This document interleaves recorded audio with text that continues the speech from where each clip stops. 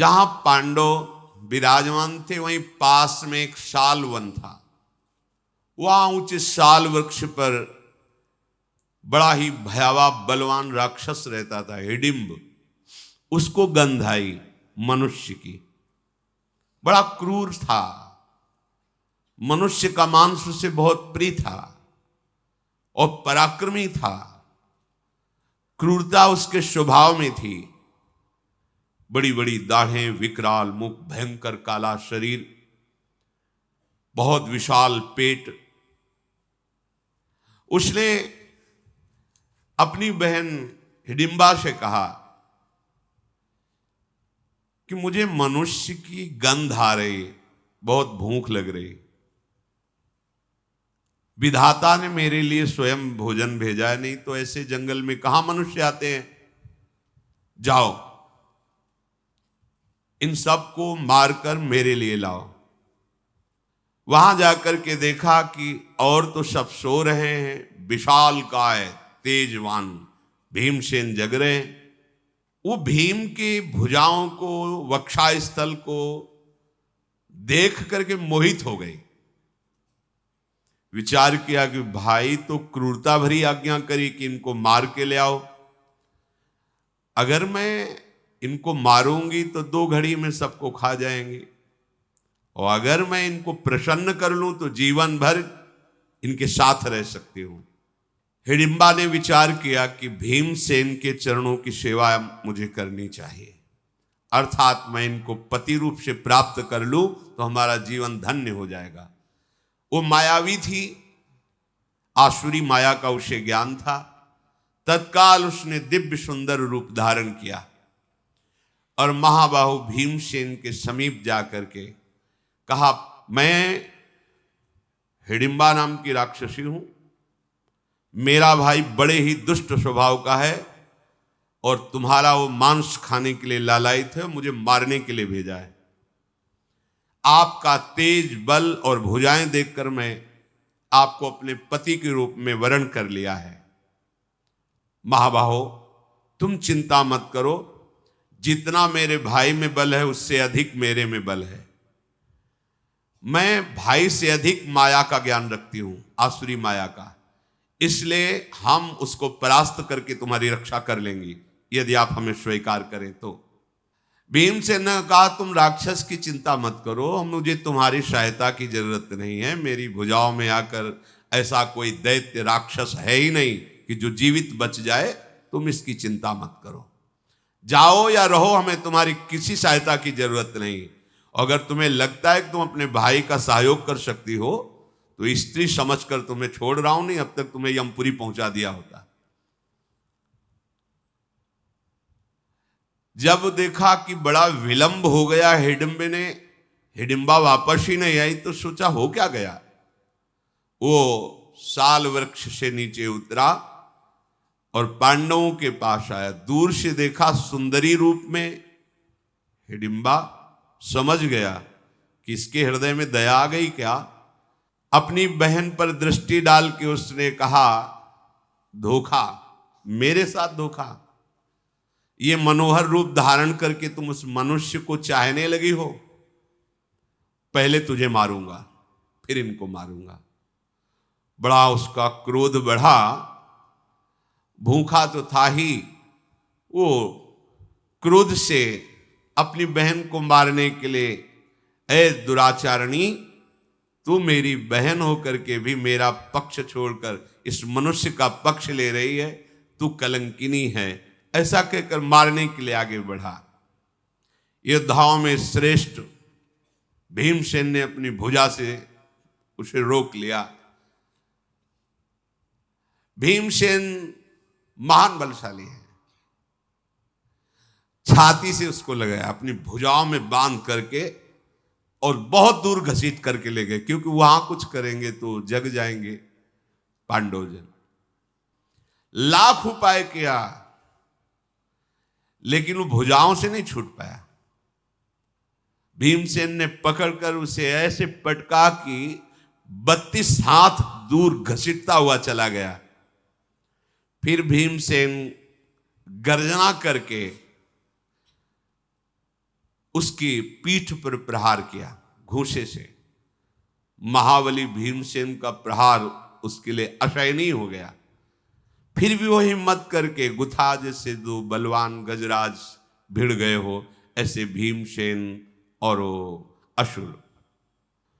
प्रचंड बलशाली भीमसेन ने उसे उठाया, उस भयंकर राक्षस को पटक करके उसकी छाती पे घुटने रखे और गर्दन को तोड़ दिया और पीछे की तरफ पलटा के इसे पैरों में लगा दिया, ऐसे उल्टा, अर्थात उसकी कमर टूट गई, उसकी गर्दन टूट गई।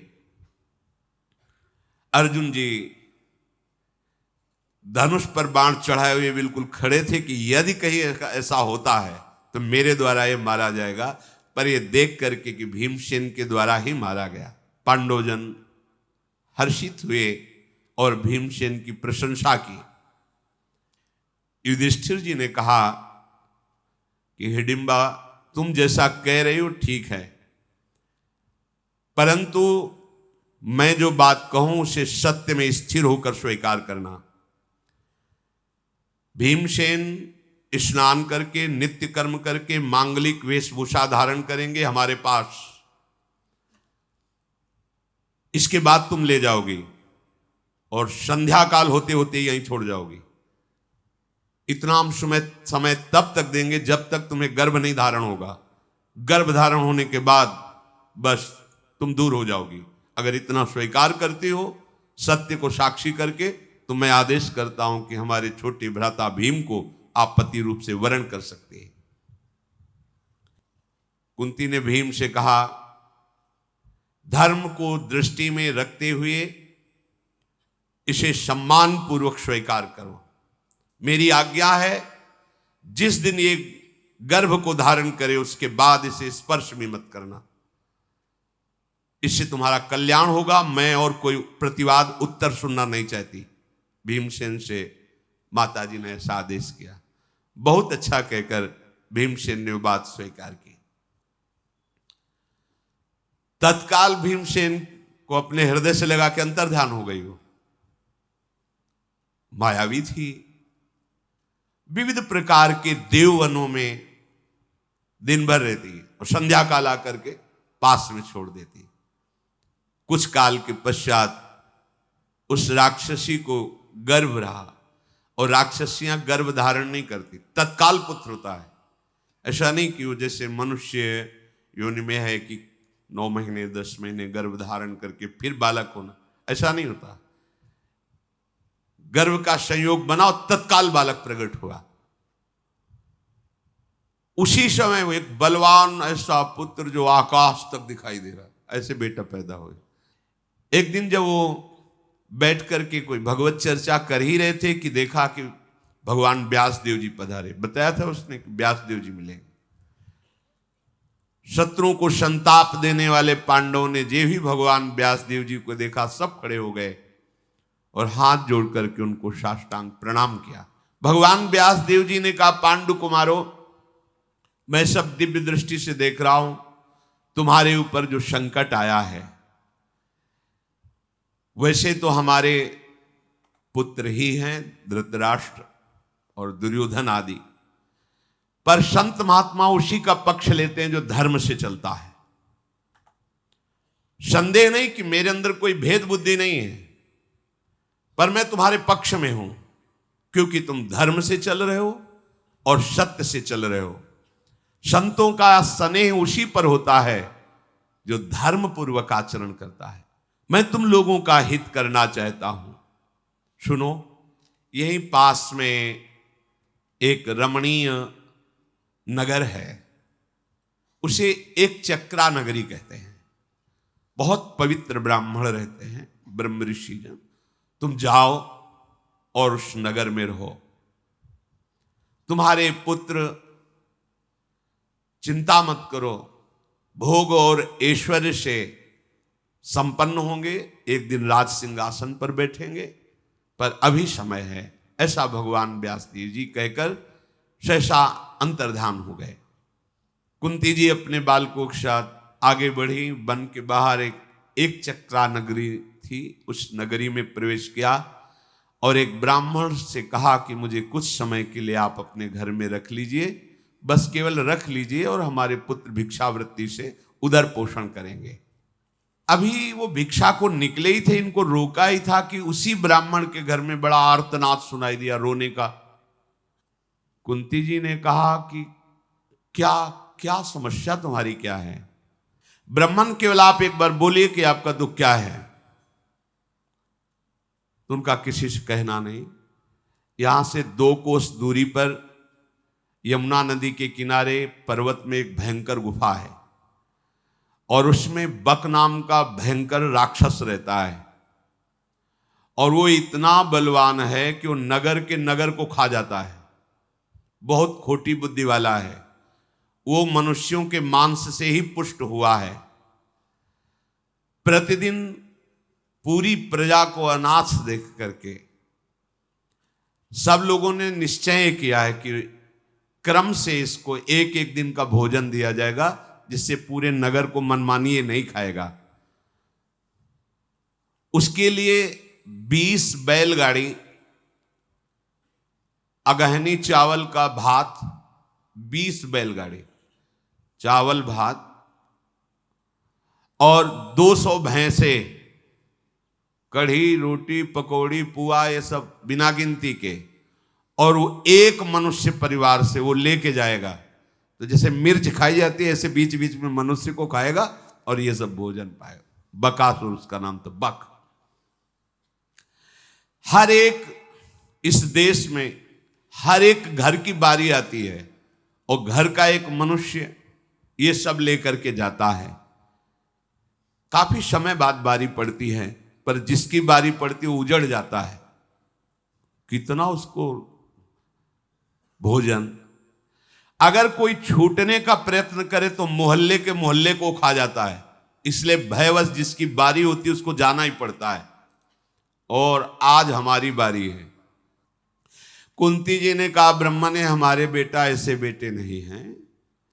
तुमको बताऊं, जो बेटा आज रुक गया है ये मंत्रवेत्ता है, ये जादू जानता है। ब्राह्मण को सरल भाषा में समझाया। वो अपने मंत्र से दैत्य को वश में करके मार डालेगा, बस किसी से कहना नहीं, तुम किसी से नहीं कहना। ब्राह्मण को लगा कि वो मंत्र तो हम भी सीख लेंगे, तो बोले वो मंत्र जल्दी किसी को सिखाया नहीं जाता, सिखाने पर उतना लाभ भी नहीं मिलेगा, मेरे बेटे को आता है। अब ब्राह्मण बड़ा प्रसन्न हो गया। कुंती जी ने कहा, कुछ खीर पुआ तैयार करवा लो, भैंसे वैसे तो रहने दो, क्योंकि जो ले जाएगा उसी के लिए भी तो चाहिए। अब वहां जब 20 गाड़ी चावल तैयार करना था तो अपने हिसाब से उसने भोजन। भीम से कहा कि बेटा, हमारा धर्म है जो विपत्ति में फंसा हो उसको सहयोग करना। अब ब्राह्मण की रक्षा के लिए भीमसेन ने मां को प्रणाम किया। ब्राह्मणों को जो उनके घर में रहते थे उनको दाहिने करके प्रणाम मुद्रा में होकर वो सब सामग्री लेकर गए, उसकी गुफा के सामने दहाड़ लगाई और बैठकर पुआ पूरी खीर जो ब्राह्मण ने बना दिए थे खाने लगे। और वो निकला राक्षस, उसने देखा कि ये मेरे लिए लाया हुआ भोजन तो स्वयं चट कर रहा है, वैसे वैसे तो दिखाई नहीं दिए। बहुत क्रोधित हुआ। भीमसेन भोजन कर रहे थे, आया और दोनों हाथ से घूंसा बांधकर भीमसेन की पीठ पर प्रहार किया। भीमसेन पाते रहे, बार बार वो प्रहार करता, वो बोले भी नहीं, पा लिए। उसने एक बड़ा वृक्ष उखाड़ा और भीमसेन पर प्रहार किया, वृक्ष चूर, भीमसेन पा रहे। जब पा चुके, आचमन किए, तब लौट करके उसकी तरफ हेरे। वो दैत्य बक दांतों से ऊँट चबा रहा था, ऐसा लग रहा था कि भीमसेन को खा जाएगा, बड़ा क्रूर स्वरूप। भीमसेन हंसने लगे और उसने कहा कि देखो, तुमने अभी तक मनुष्यों को खाया है, आज तुम्हारे दांतों को पता चलेगा कि तुम किस मनुष्य के चक्कर में पड़े हो।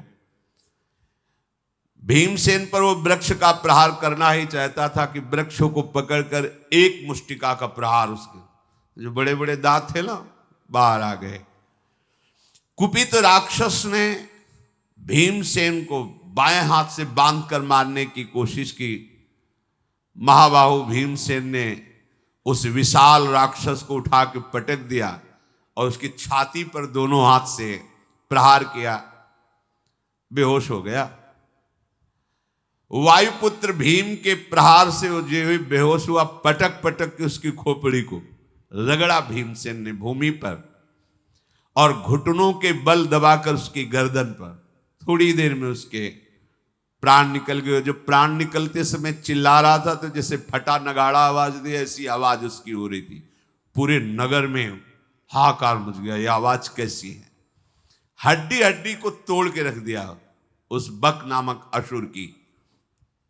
इसके बाद जो नगर का प्रधान दरवाजा था वहां जाकर उसको पटक दिया। हाथ पैर धोकर सरोवर से शांत होकर के आए और ब्राह्मण से कहा चैन से रहो, अब कभी कोई नंबर नहीं आएगा। उसको ऐसी जगह पहुंचा दिया है कि अब पूरा नगर सुखपूर्वक रहे। उपयाज और याज नाम के दो तपस्वी ब्राह्मण तपस्या में बहुत बढ़े चढ़े थे। उनको देखा द्रुपद ने, वो बड़े प्रभावशाली थे। वो सदैव वेदों के स्वाध्याय में, सिद्धांत पालन में थे, काश्यप गोत्र के थे, बड़े तेजस्वी थे। द्रुपद ने उनके समीप पहुंचकर प्रणाम किया और देखा कि इनका तप और व्रत इतना जोर का बढ़ा हुआ है कि अगर ये हमारा सहयोग कर देंगे तो मैं द्रोणाचार्य के वध का उपाय कर सकता हूं। जाकर के कहा कि मैं 10 करोड़ गायें सेवकों के साथ आपको प्रदान करता हूं, आप स्वीकार कीजिए।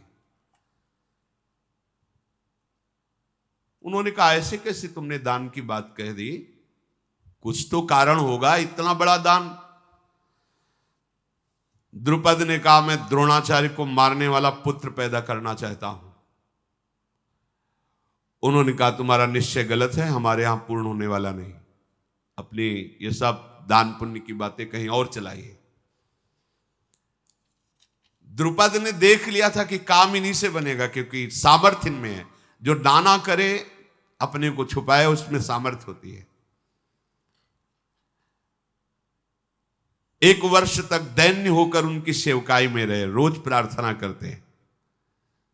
बड़े भाई ने कहा हमारी तरफ से ना है, पर मुझे पता है मेरा भाई छोटा थोड़ा लोभी प्रवृत्ति, उसे राजी कर लो तो ठीक हो जाएगा, तुमको उसी के पास जाना चाहिए। वो कार्य का विचार करके छोटे भाई याज मुनि के पास गए और 80,000 गौ में भेंट की, प्रणाम किया। वो इतने में खुश हो गए। क्या चाहते हो? मेरा वैर द्रोणाचार्य से आंतरिक है, मैं उनका विनाश चाहता हूं।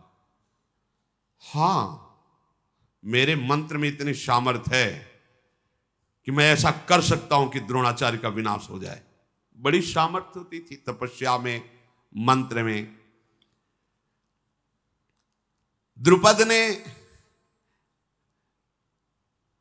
प्रसन्न कर लिया याज को, पर याज ने कहा कि इसके लिए मुझे अपने बड़े भाई का सहयोग चाहिए, तभी ऐसा कर सकते हैं। वर्षों से उनकी सेवा ही कर रहे थे और छोटे भाई जी ने जाके प्रार्थना की तो उपयाज भी तैयार हो गए। दोनों महान तपस्वी व्रती।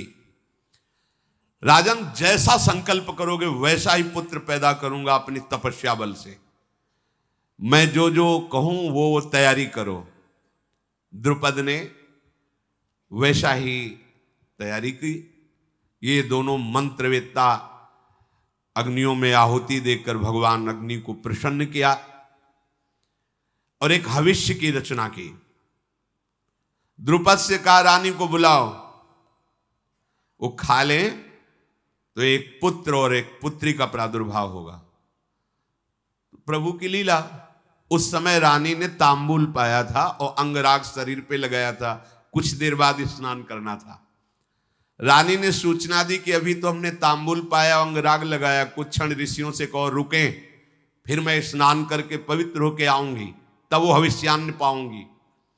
और ये महान तपस्वी थे। उन्होंने कहा तुम क्या समझती हो, तुम्हारे गर्भ के बिना हम बच्चे ही नहीं पैदा कर सकते।